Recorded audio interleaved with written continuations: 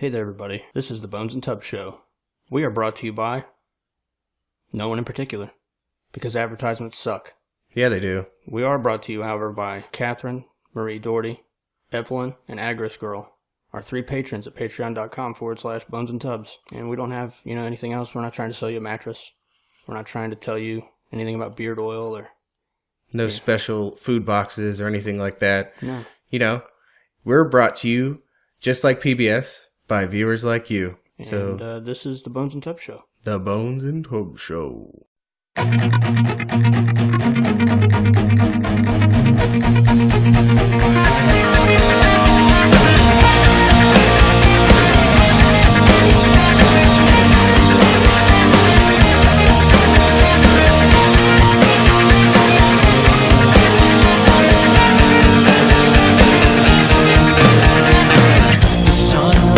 And sets another day. Billions will kneel and pray. Anything to aid escape from the world so cold and gray. And welcome back. We're here with another episode of Bones and Tubs here on this beautiful Tuesday. It's so nice out. It's beautiful. The sun's out. It's cold as shit. I woke up this morning, it looks so deceiving. You know what I mean? This type of year looks so deceiving. It looks so nice outside, then you walk outside, it's fucking frigid. But, I'm done with wintertime. yeah, this needs to be over with. Yeah, I'm fucking done with it. Needs to be fucking done. This year was the year I decided that I'm done. My roots are not yet pulled. Mm-hmm. Because obviously, financially it doesn't make sense. But yeah. My psychic roots have been pulled from Ohio. Yeah. It's over with. Listen, I love Ohio. Yeah, but I love Ohio for let's say a third of the year, because July and August are fucking horrible. I mean, we all can admit that. See, I like it though. I like the heat suffering, but I don't like the cold. I'm good on 95 degrees with 100% humidity. That is just fucking awful. Yeah. At least if you go somewhere coastal, it's hot as fuck, but the coastal breeze keeps the humidity down. You know what I mean? It's Chris Kincaid figured it out. Chris Kincaid? Oh, definitely. The southern tip I think it's the southern tip. Definitely near to the penis head of America, down there in Florida. Yeah. The cock of America. Yeah. Does that make Texas the balls? I think so. Kind of hangs low.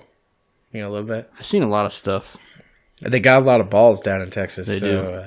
There's a lot of lefty, though, down there. It's concentrated. Trust me. It's a lot of statey. Go to Austin. Period. Okay. Yeah, well. Yeah, there is that. But go to Austin. That's where it's there's concentrations. You go to other cities, it's not as bad. But Austin is definitively left-leaning. Do you think there's an actual correlation? I've looked at these maps and statistics and stuff. But, this new awakening I'm undergoing where I'm not a left or a right. Mm-hmm. I never was before. I always consider myself somewhat of a libertarian. Well, it's an illusion. It is an illusion, yeah. But it's all different brands of slavery, which I'll get into in a minute before we get into our full topic. Yeah. But, isn't it true that all the left areas that tout themselves as being the most intelligent and the most progressive, aren't those, the most degenerate and crime-ridden? Because I just read an article the other day about San Francisco, about their homeless shitting in the street problem and, random... drug needle drops and trash. It's a problem. It was in some sort of mainstream article. Not that's also an illusion. Yeah. I'd hate to feed off the tea to the mind control manipulators, but not to go off the tracks real quick. I meant to text you earlier. There's somebody commented on something that you commented on someone else's post. Did you see what they commented? Was that the smartass on with the fake news thing? Oh no, I didn't see that one. Oh, I meant to text you. Maybe I did. Like I said, it was on Hillbilly Bears. I don't know what else to call it. Yeah, I read it last night as I was going into Chipotle. But like I said, my weekend, working through the weekend, fucks me up. Yeah, just the lack of sleep and everything. I thought that it was pro my message. No, it wasn't. But he commented pro my message, right? On that thread, he basically said, no, it wasn't good. Okay, well, fuck him. Yeah, you need to... I almost thought about texting you and be like, get him. I thought about, like, you know... We talked about this before, where you're like Jet Li, and I'm like the dude. I can't remember his name. Bob something. In Unleashed. Anybody that's seen the movie, it's kind of a stupid movie. No, I love it. I love everything Jet Li's in. You can never tell me that Jet Li... It's just like Nicolas Cage. Like, we can both agree to disagree that... Wait. So you're telling me Romeo Must Die is a good movie? I like his art form. It's like, you like his ability to practice martial arts. Basically, him as a person, anything that he's in because of his art form. Like, you watched, what was the one with, fuck me. But see, now the thing I never remember names. Maybe it'll come full circle because I'm, like, you remember I used to hate Nicolas Cage, right? Yeah. But then I came around, it's like Horseshoe. I ironically like Nicolas Cage. What about, let me give you another example of a movie that he's in that people think is a fucking turd. The one with Jason Statham. That goes into the multiverse theory. Oh, the one? Yeah, the one. I like the one. I think the one's a good movie. People shit on that movie all over the place. Bob Hoskins, by the way. I'm Bob Hoskins, and you're Jet Li and Unleashed. I like it. Right? Get him. Yeah, pretty much. I would have got him, but I didn't. But no. He called you a sheep, by the way. Really? God damn. Mm-hmm. Yeah. Man. These motherfuckers just don't even Yeah, know. as I say, I don't think you realize the whole breadth of the message. I read it, and I was like... I even knew, I was like, fuck, if he sees this, I was like, it's goddamn over. Yeah, I'm a fucking, like you said before, I'm a sawed-off shotgun. Yeah. Did Hillbilly Bear delete that message? I don't know, did he? Hold on, let me see if I can find it still. He might have done some self-imposing censorship on that one because he didn't like what that dude was saying. I thought that he posted a message about... Yeah, okay, it's still on mine. Why the fuck is it? Yeah, you want to read this shit? Yeah, let me read it. Yeah, go and read that real quick. Okay, let's see.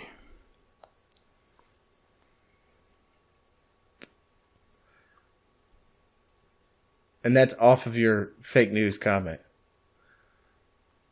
What a fucking idiot. Get him. Yeah, I didn't see this at all. I just undid your leash. This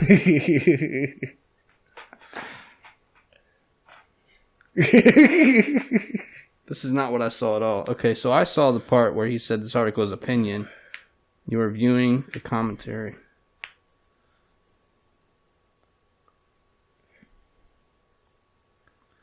Yeah, and then for some reason he flipped sides and attacked First of all, he did a heel turn. Listen, I slept 6 months last night, or 6 months for 6 hours last night. Yeah, but I'm ready to. I'll fucking rip his throat out. Mm-hmm. But yeah, don't ever give me a government source and tell me that that's something I should listen to. Exactly. Yeah, I saw so that. You can explain. I knew he had sowed the seeds of his own defeat by citing the fucking NIH. And the fucking, and calling you a mindless sheep. Yeah, well. Get him. As the common phrase goes, lions don't concern themselves with the opinions of sheep. You call me a sheep all you want to, you fucking bleating bitch. But anyway, hate aside, I don't want to. I love it. He's like, why would the NIH come up with that motherfucker believes box cutters caused 9/11 too. Suck my fucking dick. There you go. See, I'm glad I got that fire in your fucking heart with that. Hillbilly Bear. Does he know his nickname? That's what a captain of ours used to call him. Okay, well, Hillbilly Bear, you should understand one thing: that freedom is freedom, and you can't point to these things. Let's point to the tax revenue of Colorado from legal marijuana sales. You know, the argument that you have is circular, just like some on the left have these arguments about, you don't want to ban firearms. You shouldn't want to ban firearms because that's your right to defend yourself. Fuck anybody that says otherwise. But if you want to say that you can illegalize drugs or keep them illegal, it's not going to work. Think about the Factory of Sadness. You can't keep these things out of a fucking area where they shouldn't exist in the first place or out the streets.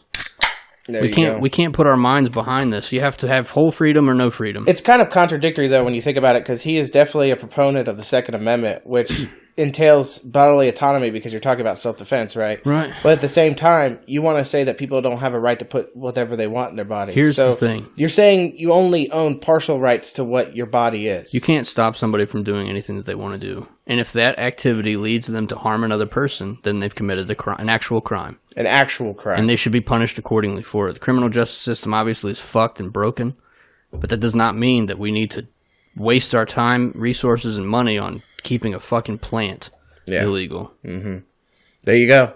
We said it once, we'll say it again. In case you didn't know, you can't grow opium in fucking Dayton, Ohio.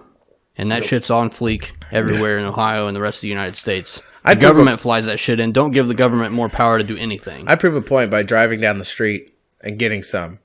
But one thing I don't want heroin in is two. It's dirty. I don't want to patronize that business. Does that make sense? Right, fuck that.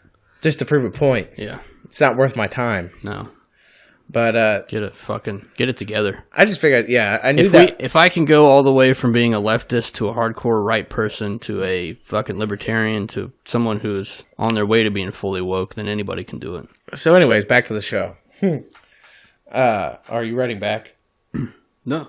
Oh, I thought you were. No, I was about to be like, oh. No, he didn't get me that well. His argument was so... Don't worry about it. Yeah, as I say, it's almost beneath you at this point. You had so many triggers in there about how fucking retarded you are. I think he was trying to bait you, for real. Yeah, it didn't work. No. Try again. Like, I'm pretty sure, I think we talked about this before, but the more I go down this rabbit hole of natural law and whatnot, the bait doesn't work. No. I see things now that used to trigger me, and I'm like, this seems nothing to me anymore. Right. I shouldn't even have said fake news. I hope that Hillbilly Bear comes around, just like I hope everyone comes around to the idea that you don't need daddy government. You don't need mommy government. That's why I've stopped commenting on political things. It doesn't concern me anymore. Right. We'll just continue to bait our collective universe with truth. I'm going to put, as I say, I'm going to put positive truth into the universe. And if people bite, people bite. If they don't, they don't. Can I use this as a segue to get into the one thing I wanted to mention, and then we'll go on to the topic?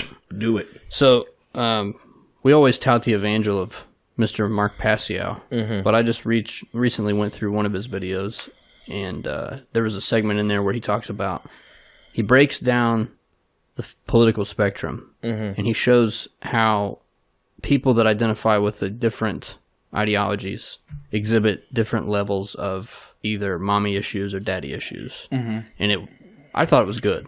Yeah, it triggered the fuck out of me because, like I said, I spent the last few years of my life in the libertarian camp, so here we are. Sounds like something Carl Jung would come up with, you know what I mean? Yeah.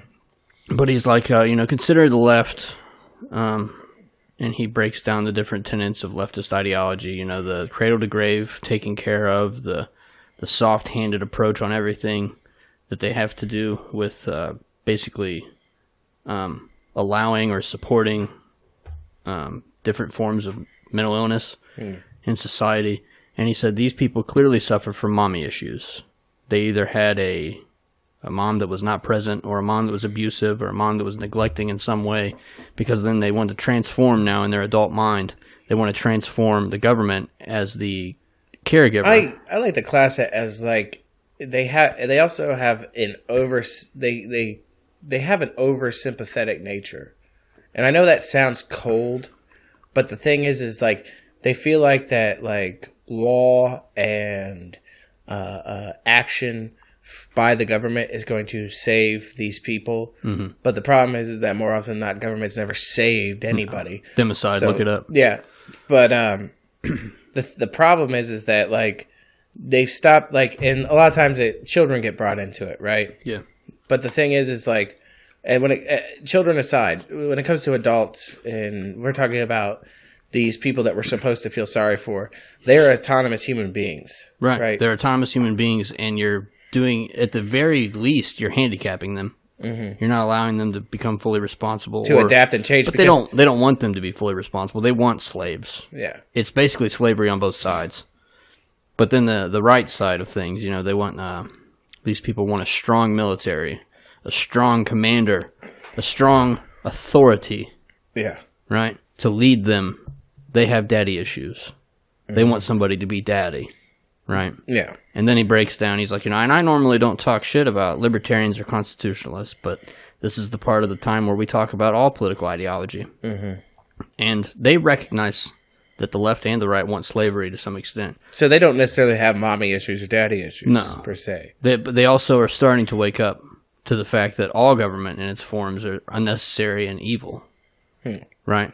And he basically calls them, he's like, they're the left and the right are slaves to one form, mommy or daddy. One form of slavery or the other. He's like, the libertarians, the constitutionalists, they're also in slavery because they don't want to be whipped 7 days a week by master. They only want to be whipped 3. Yeah. And they look at like, the plantation over the hill only gets whipped 3 days. And I just think that we should only have the government whip us 3 days. Yeah. Like they're like getting fucking caned all to death. Right. And they look at their friend like, isn't this better than getting it done every day? Man, it's like, so much better than God. Remember when we used to have to get whipped 7 days a week? Ooh, Yeah. ooh. But I just thought that was a good... It is. And unfortunately, people don't want to hear the truth. Well, it's fine. People have been indoctrinated not to want to hear the truth, to the point where like the lie that they hold on to is so precious to them that to try to chip away at it or question it makes them fucking angry. I need to have a nice 12-hour period to sit down and talk to Hillbilly Bear, because I have developed this ability to talk and discuss and destroy cult figures. So I'm sure, just like the left has the cult figure of Obama, right? I would like to talk to him. I'm sure he has the cult figure of Bush. Or Ronald. A lot of them like to do Ronald Reagan, but Ronald Reagan was a fucking fiend. It's crazy that he gave crack to the black community. Right? Can we just admit that? I mean, he did that. He did. Yeah, you're right. Personally. Himself. But that's the thing though, like, here's the thing, and this is where I kind of like, I'm not saying Passio is wrong. He is absolutely right in the things that he says. Right. But like, I feel like he says, who's to blame in all this? Right? You have to blame the order followers, not the person who gave the orders. Oh yeah, for sure. But the problem is that the ones who gave the orders, they know what the fuck they're doing. Yeah, they're in the fucking know. They're higher level psychopaths. They were given the fucking they have been given enlightenment. Yeah. But instead of choosing to do the right thing with it, they fucking twisted it into their own fucking form, right? To use as some sort of weapon against people. He never defends them. He's like, basically they're all deserving of blame. Yeah. He's like, but if it weren't for the order followers, then none of this. This would happen. And he is right, because those suits aren't going to load up in fucking, He's absolutely right, but like on a higher level, now that we've begun down this path of enlightenment, right, down the path of light and knowledge, right, we have to understand that like, if we're coming up on that path, that means we're becoming on par with peers with these people who do these things. Yeah. So as that, we have to hold them responsible for the things they're doing. I hold them all responsible. It's also hard not to take a certain level of responsibility yourself. Because when you start wielding natural law as a club against other people. Have you started to feel the sunburn yet, though? Oh, every day. Yeah. It's like, you ever been windburnt before? Oh, yeah, it's terrible. It feels like my brain is windburnt every day. Yeah, for sure. Like, because, like, I don't want to get this to everybody, because I think we talked about this where, okay, if you want to learn it, you have to actively want to learn it. I can't tell you these things. I can't do these things for you. Well, the people that don't want to learn it can tune out. The other ones can follow down the rabbit hole with us. But I'm not all the way there yet. I'm trying to get there. You must understand this. I don't have all the answers. I'm in my infancy of learning the answers. I think we both are. So I can't exactly, I'm in my, like you might be in your toddlerhood at this point. I'm still in. Just now figured out how to not only just grab my shit, but take my shit and put it on the wall. But see, like, I was using the trimetive before, right? Mm. But now that this new notion of natural law has come around, reapplying the trimetive to all the things that I had before have changed. And you know what the hardest thing for me to get used to is, and I know I'm probably boring the audience, but we're just talking about this, is I'm still having trouble with moral relativism. You know what I mean? Because like before I was more like, I felt more philosophical about most notions of life because I said it's gray. It's all gray. But it's not. But that's the thing though. I had likened it to a fog, which is gray. Mm. But now that the light's coming down, it's making the fog go away. And you can begin to discern, no, there are things that are wrong. Yeah. And there are things that aren't wrong. Doesn't necessarily, in like a person's mind view, make them right, but why would you care about them? Because they don't concern you. Yeah. None of your fucking business. So like you're talking about fucking like shit like transgender bathrooms and shit like that. I don't give a fuck. You're talking about like people wanting to be what they want to be in 62 genders. I don't give a fuck. Yeah, if you want to fucking Call yourself a unicorn and strap a dick to your forehead. I don't care. None of my business. As long as it doesn't go against, hurting anybody, I don't care anymore. Right. It's just so much. It's funny because of this whole, once again, plug Mark Passio, Natural Law. Look it up on YouTube. And I postulate. I think that it's so much easier in a way because you can dismiss a lot of these mind control arguments that they use on the left and the right. Yeah. But at the same time, you have to come to terms with everything that you've ever believed and realized and kind of wash yourself of that mind control. I postulate a question to every single person in the LGBTQ plus community here. Okay? You wouldn't have to march. You wouldn't have to fucking talk about your need for rights if there wasn't a government to fight rights against. Yeah. And there wasn't religious fucking groups fighting against you. Fuck these establishment groups. Fuck all of them. Yeah. There you go, right? Am I right? Yeah, you're right. Absolutely it's all false. It's not even designed like these people. The thing that fucks me up the most, I guess, is the fact that I used to look at these things as institutions or foundations where one could reasonably stand upon these things as the right way to look at it, right? But they're not that at all. All they are different color blindfolds. Anybody who talks about needing rights should be an anarchist. Yeah. Absence of. Archon, controller, ruler, master, ruler. Establishment of. Yeah. Fuck a ruler. No.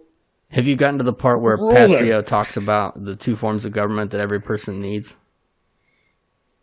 Inner monarchy. Inner monarchy. Where you are the monarch. You are the monarch of yourself. But that's esoteric. Right. That involves you. Yeah. Right. Inside of you. And then external anarchy. No ruler, no slave. Okay. It's just the natural way, man. Now that we've baited them, we gave them a little... We wet their beak. Yeah. We wet their beak with a little bit of it. Because the thing is, you are in my world. Our world. Our world together. Why did I say that? That was solipsist. It's fine. Oh, I feel terrible now. You're all right. You are in this world with me. Yeah. Right? So... sometimes, and you're listening to the show, so obviously you want to hear an opinion. Right. Okay? So if you want to hear us talk about this is how it's going to go sometimes. This isn't the main part of the show today.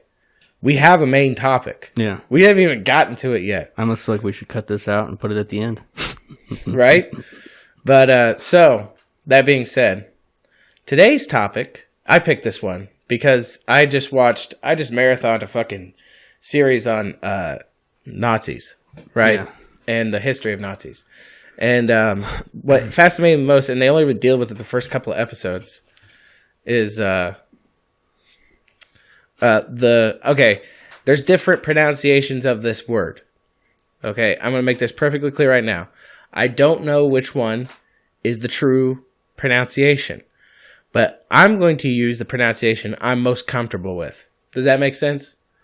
Yes. Okay. It may not be the truth, but I'm going to use this pronunciation because it's the easiest for me to say. And if I'm messing up, then I'm messing it up. You know what I mean? Yes. You can... Okay, and you know what? I am saying it the wrong way. Because it is... Okay, so we're talking about the... This is the exact pronunciation. Mind you, I'm getting this from Wikipedia. They're giving a phonetic pronunciation. The Tula Society. I pronounce it the Thule Society. Okay, you be it for yourself. Look it up. It's spelled Thule. Thule. I pronounce it as Thule, but mind you, it's a German society, so inflection is different. It's probably Tula, right? But the Tula Society. That's what we're talking about today. You know what? I'm going to use the real pronunciation. But okay, so today we're talking about the Tula Society. Okay, the Tula Society was a society that was founded. Okay, this is founded in 1918, but the problem is that members of the society were in different occultist groups before then. But mind you, this society was created after the end of World War II. Fucked it up. After the end of World War I, and they were a group of aristocratic German occultists. There's no other way of putting it. They were rich people who believed in the occult, right? Yes. And after the Treaty of Versailles, that is the treaty that ended World War I, where basically Germany got fucked. this group of German aristocrats created the Tula Society. Tula, the term Tula, comes from a legendary region that Romans talked about that was what we akin to like Greenland or Iceland, that were these like supermen. Übermensch, right? But they created the society, and it slowly grew because their main purpose was one, occultism. So they believed that the Tula country existed, right? Mm-hmm. These Übermensch, these great men, existed. Okay. Originally, the name of it wasn't the Thule Society, and since I've been taking it upon myself to learn German for the last 3 years, I can actually pronounce the original name of the group. Autodidact, teaching himself. Yeah. Come on. I just wanted to use that word. Come on, word. Fuck, what's the name of Duolingo? Yeah, Duolingo. Go to Duolingo. Check it out. It's not sponsored by us. Hashtag not a sponsor. Not a sponsor. Anyways, the original name of the group was the Studiengruppe für Germanisches Altertum, which in English means study group for Germanic antiquity. Okay. Later, they changed their name to the Tula Society because Studiengruppe für Germanisches Altertum was a very long title. They changed it down to Tula Gesellschaft, which, that in English, that means the Tula Society. Gesellschaft means society in German, just so you all know, if you haven't taken German. But they were founded and slowly grew a following over a couple of years because they basically, their first priority at first was one, reinvigorating the notion that German people were descended from these fucking supermen, right? But then two, they saw that after World War II, after World War I, they saw that the German people were disenfranchised because they lost the war and they lost it terribly, and they basically had to pay back all the allies that they fought against. They had to pay their enemies back because they lost. And it was tanking the German economy. So at first, they founded their political branch was the German Workers' Party, which, doesn't that sound awfully socialist to you? Yeah, for sure. Yeah. Well, see, then they expanded it though, because basically here's the legendary story, and this is where Hitler gets involved. Now, technically, I'm going to throw this out there. There's no evidence that Hitler was ever a member of the Tula Society, right? Now, some of his secondaries were definitive members. Rudolf Hess, in particular, who was his second in command for years until he went crazy and flew to England during the war. But that's another story. Anyways, so the Tula Society started garnering the members, and their members would go out to beer halls, and they would during people are just sitting around trying to have drinks, and then they would act like it was a natural thing to start having this dialogue about how Germany has fallen and we need to rise up again because we're better than this and da da da da, right? Yeah, and hoping that it was it's kind of like market placement they do now, where they were hoping organically people would be yeah, they're right. They're totally right. And then, they'd round them up and be like, would you like to be a member of the German Workers' Party? You know what I mean? Yeah. And one night, while, I got ahead of myself. So, Dietrich Eckart was a member of the Tula Society, right? And he was a poet and a writer, and he knew they needed a leader. A leader that could, bring, a ferocity forward that would get people riled up, right? Mm-hmm. Well, he kind of put it as a messiah figure. They needed a messiah, right? Right. Somebody that would just, completely concentrate the message they were trying to get forth. And one night, they were doing this little fake-ass dialogue at a beer hall. And a German soldier was there who had originally been sent there as a spy, because these little groups were popping up all over Germany that were talking about reclaiming their might and their power, right? Yeah. And one of those members there, or the guy there that was supposed to be spying on them, was none other than a young soldier named Adolf Hitler. Oh. I've heard of him. / artist. Yeah. If only his dad hadn't been an abusive alcoholic, maybe we would never have World War II in the first place. There you go. Just saying. Strong daddy. If your kid wants to paint, let him paint. But, so he's listening to these guys talk, and he's writing down notes at first, but then he's like, these guys make sense. These guys, what they're saying, this stuff makes sense. And he gets up and starts talking about it too. Like, he wasn't proposed to do that. He just did it on his own. And like, though people were responding to what they had originally been saying, the way Hitler conveyed it made, like, people who were not paying any attention suddenly just, like, they got them all roused up. And they started, like getting all excited about it. And jazzed then, up. Yeah. Next thing you know, 1919, Adolf Hitler is a member of the Thule Society. And Dietrich Eckart takes it upon himself to train Hitler in his ability as a public speaker and as a tactician. Like, his ability to, like, because they said, like you hear this amongst people who, like, were around Hitler. They talk about the fact that, like, if you you go to one of his speeches, right? And, like, you would hear a speech and just go nuts because you're like, yeah, this is what this guy knows exactly how I feel. But they said, like, one-on-one, though, they said he wasn't as charming. And that's where Dietrich Eckart came in and tried to, like, kind of sophisticate him. Yeah. So that he could get in front of rich people and talk. Make him be a magnate. Exactly. Make him this star, right?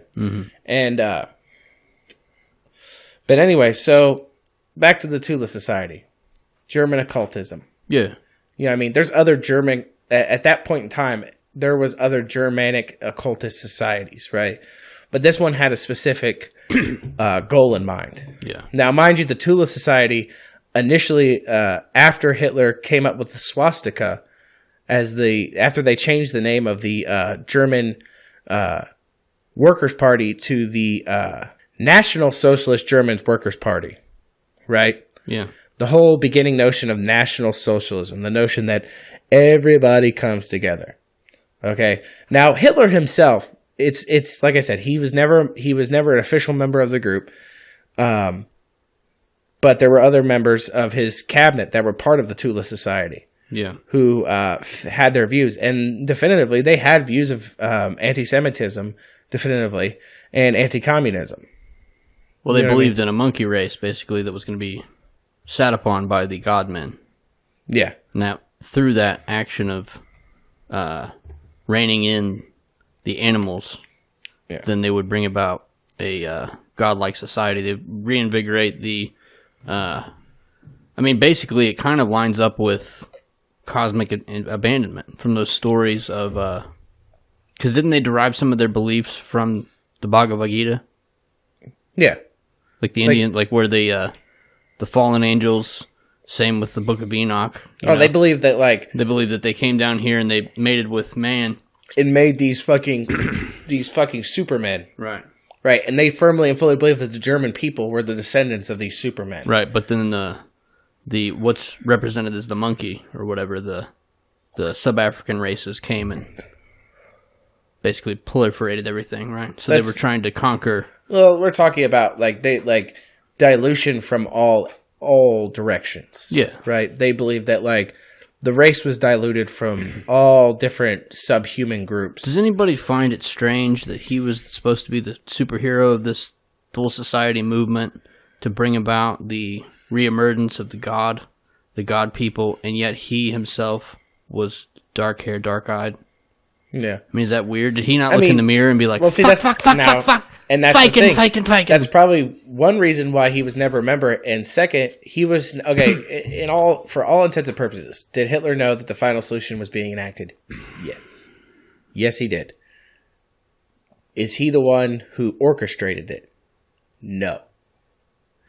Okay, understand. He was in charge of the notion of National Socialism itself, where he himself was kind of fascism, a pawn, right? Where everything is directed towards the new godhead, which is the state. Yeah. Right?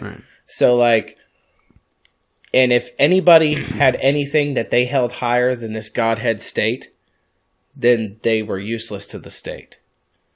So anybody that wasn't willing to shirk their Christianity.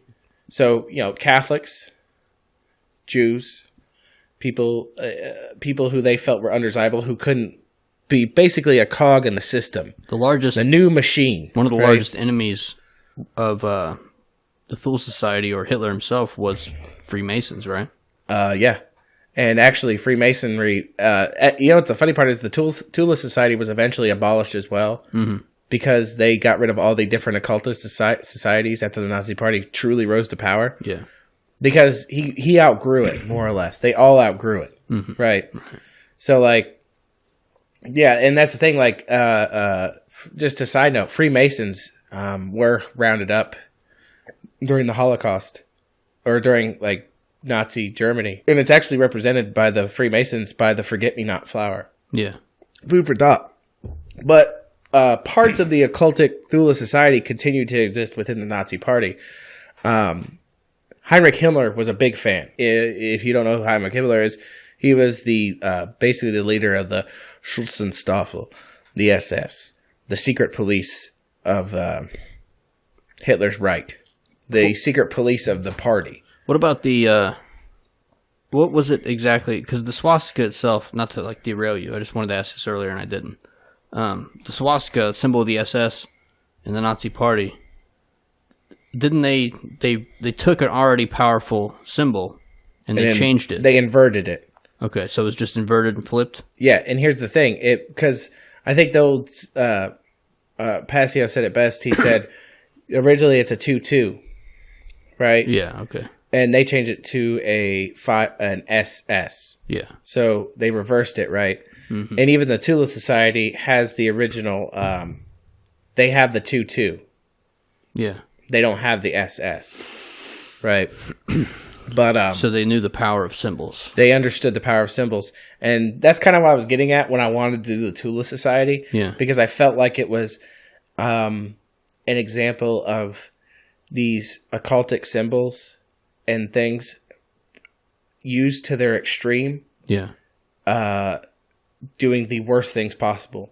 You know what I mean? Taking a subconsciously recognized symbol that's powerful so people will rally behind it and then using it for your own means. Because the thing is, once the war was over and Hitler was dead and Nazism was dead, Germans were asked all the time, how could you just, let this shit happen and not do anything? And the people, even people who were, adamantly into it are I don't know, man. It's like he just put this spell on me. Yeah. Magic. Okay, and I think that I was trying to get at with this episode with the whole Tula Society is that this is the power that symbolism can have, and this is the power that wielding occultism in the wrong way can have. It wasn't, and that's the thing though, where a lot of dark occultists that are around today are more subtle with what they do. That's the thing too that I wish we need to do a whole show on the occult. Just as it's on its own. I would feel like that would almost be a series. Right. We couldn't just cover it all in one episode. Just to mention it here, I'm sure everybody that hears this word, I'm still kind of on the mind control bandwagon. I know what occult means, but when I hear the word, it gives me that. Yeah. Passio talked in one of his more recent speeches. He was if you ask anybody, I think it was something like 80, almost 90% of people, when you hear the word occult, what do you think? And 80 or 90% of people said evil or dark. No. And that's the way it's been programmed. They programmed the language so people won't look into the occult. Yeah. If you say something to somebody enough times, over and over again, the wrong thing, it can mean something else. It's the same way that... The mind control runs deep. Yeah, it's the same thing with the term anarchy. Yeah, if you say anarchy to a normal person... To the layman. What do you compare it to? They say chaos. Yeah. That's because the mind control worked. Because over and over and over again, constantly hammering the notion that anarchy equals chaos into somebody's head equals chaos. Well, it's I feel like it's a part of the mass media, at least with anarchy, because they only use anarchy to describe madness or... They use it to describe non-control, and violence. And we fell into this, unfortunately, too. We talked about this on Raw. I fell into it thinking Antifa and groups like that represented anarchy, and I have to apologize. I do too. Mea culpa. I fucking went fucking tooth and nail vicious on anarchy because I was into that mindset that it meant chaos. Right. And I thought we needed order. When reality, I didn't realize, like at the time, now that I know there's a difference, anarchy doesn't mean chaos. Just means no master. No ruler. No ruler. No master, no slave. Mm-hmm. Freedom. That's why I've been saying. I think I said it earlier on the show. Arcani. Yeah. If you claim to love freedom and wrap yourself in the American flag and all this other shit, you owe yourself you owe it to yourself to look into the actual meaning and the actual standing of anarchy. Yeah. Because otherwise you're just a mind-controlled sheep. Exactly. And I think that's exactly what happened when you look at these people who fell into this. And don't get me wrong, Nazism in and of itself, they knew when to strike. And they knew to play on people's emotions. Mm-hmm. Because they knew that the general consensus, and you could see, even in the documentary they mentioned, they rose up swiftly in the early 20s and then descended out because Germans started living better on American loans. And American loans kept coming in. And then guess when the American loans stopped?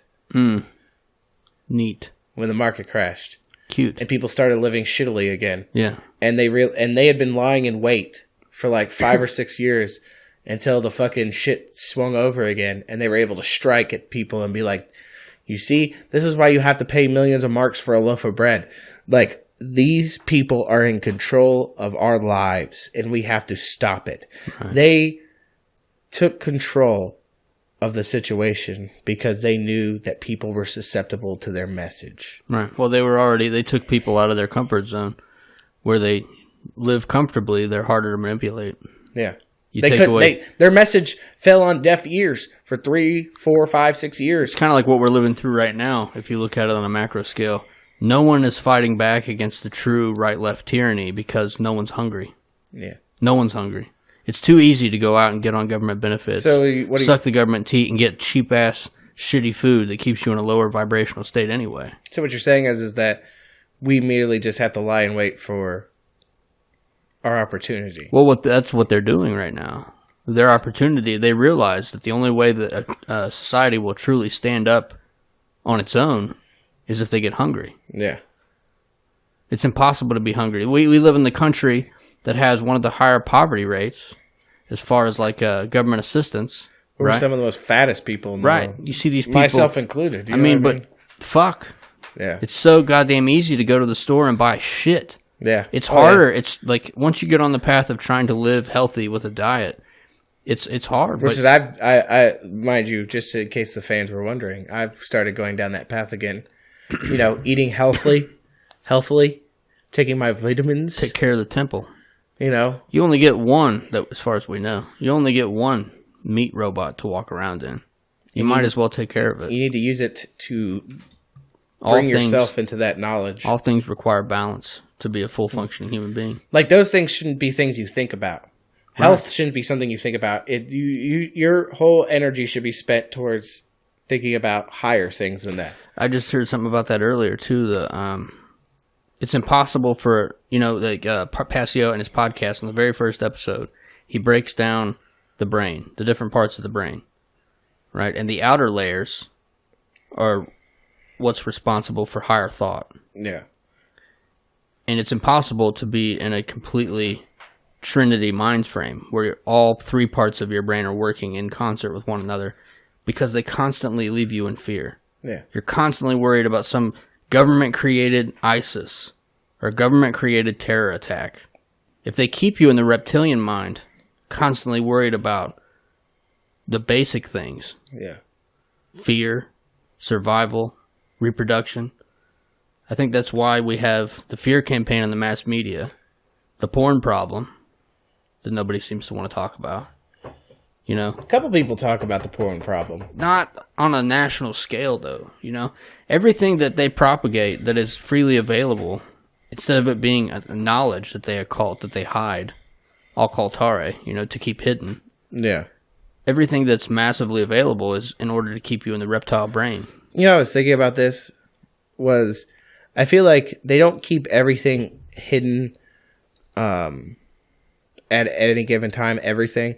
What it is, I think it's like a revolving circular thing where they reveal something, one thing, and then wait a generation, and then reveal something else. So that not any one given person has all the things they need to know. Right. Only one piece of the puzzle is revealed at a time. And because they give that revelation, it makes people think that they're true. Right. Because they're giving them one little piece, one sliver of what's true. And then, but the thing is that knowledge is lost by the next generation. You know what I mean? If anybody wants to get the full depth and birth of the rabbit hole that I'm currently falling down, that's kind of like, it makes me feel some type of way that I can't describe. Mm-hmm. But cosmic abandonment theory, Mark Passio, look that up on YouTube. Yeah. But your origins, you've been lied to about the origins that they've known about forever. You know, they lie and control and cover up all these things, and it just blows my fucking mind. Yeah. They do a purposeful job of keeping you in fear and keeping you unhealthy, so you don't think about things. You're too worried about any number of other things. Yeah. I just don't know. It's that psychic windburn we talked about earlier. Yeah. I don't even know how to fully articulate it yet. I think that about wraps it up. You feeling it? Yeah. Yeah. All right. Well, I'd like to thank you all for listening. Thanks for going down the road. Yeah. I'm glad you got to sit here and listen to us talk about natural law and the Tula Society. Hopefully you enjoyed it. Continue to follow us on the podcatchers, the Facebooks, the Instagrams, the Patreons, if you're feeling froggy. Hopefully it got some people woke. I know we planted a few seeds. Some of you Patreon listeners tune in to Raw. I think I am just going to go with YouTube. Okay, that's fine. Until we get banned. Yeah, because our Raw is a little bit raw. We don't call it Raw for nothing. Or the Muslim inbreeding episode. Yeah, that too. But we'd like to thank y'all for listening. We hope you tune in next time. We'd like to thank Ryan Simpson for letting us use his music on the show. And we hope you have a good week. We love you. We really do.